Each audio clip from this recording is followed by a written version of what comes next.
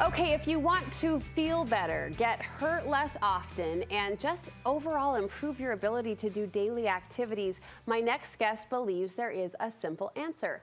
Fitness trainer Metta Semrad wants all women to work in a daily stretch, and she says there is a right way to do it. Good to have you. Hello. I'm actually really excited about this topic. I think most women put the stretching low on the priority list. Why is that a problem? Sure.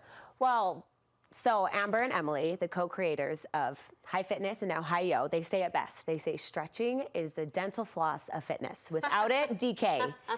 So without that stretching, we are just not using our muscles. So when we don't use our muscles, they shorten and they tighten. Yeah. And then when you go to do those daily tasks, even quick tasks, like grabbing a kid that's running away, to the middle of the street, trying to catch something when it falls, rolling over at night and sleeping weird, all of those things we can help prevent injury just by stretching. Stretching is my favorite part of any group exercise class, and that's not just because it's at the end when it's over, but I think in part, we took a conscious shift on this show about 3 or 4 years ago to move away from just health and fitness and talk about wellness. Yes. Like there's a wholeness to the conversation now, which I so appreciate, and this speaks to, I think, that wellness or that wholeness. Like stretching absolutely. just feels good. Yes, there's so many benefits to stretching. Yeah. Like I said, the ability to move. Right. I mean, day-to-day activities. Let's check that mobility. box. Yes, Yeah. we need that first of all. Things you say we can do better, though. We could time our stretches. Yes. So oftentimes what we do wrong is we just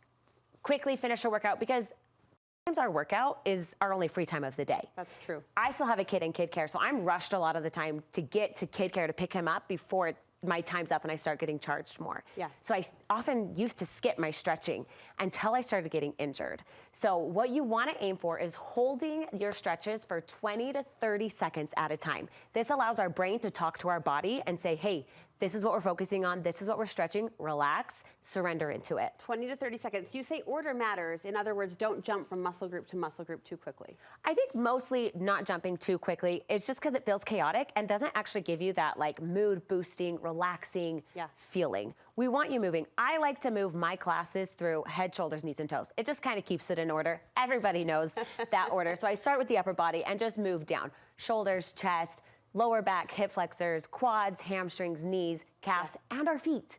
People never stretch their feet, but we use our feet a lot. Yes, we do. Well, finally, the biggest mistake when it comes to stretching is not doing it all. So should we stretch? Yes, let's stretch. You have a little routine for us. This is something you say women can do every day. Every day, and you should do it every day. Honestly, even if you're just working it into your day-to-day, right before bed, I like to do. So even if you aren't an exerciser per se. No, because you're a human. Yeah. And you are on your phone. So, we're shortening those muscles, or the computer, or we're driving, especially because it's been so cold here for so long. We tense up because we're cold. All right. And so relaxing and stretching out everything, lengthening everything is going to prevent those injuries. We've got a couple minutes left together, so we're going to have to move through a little quicker than we normally would. So we're not holding 20 to 30 seconds. Okay. Obviously, we don't have time for that. But if we start with our head, like give I us said, a routine. Head, shoulders, knees, and toes. So we want to be intentional about our stretching. If we drop our head to the side, that's one thing. But if you drop your head and press your shoulder down, you can feel that length just a little bit more. Now we want to always do it both sides. So you'll hold one side, then the other. Other moves you can do here is just simply. Oh, that feels good. Yes, but also while looking up, pressing down. Drop it down. Drop it down. Okay. And then going the other way, looking down while keeping those shoulders nice and low. So moving through from our head, going into our shoulders. Yes.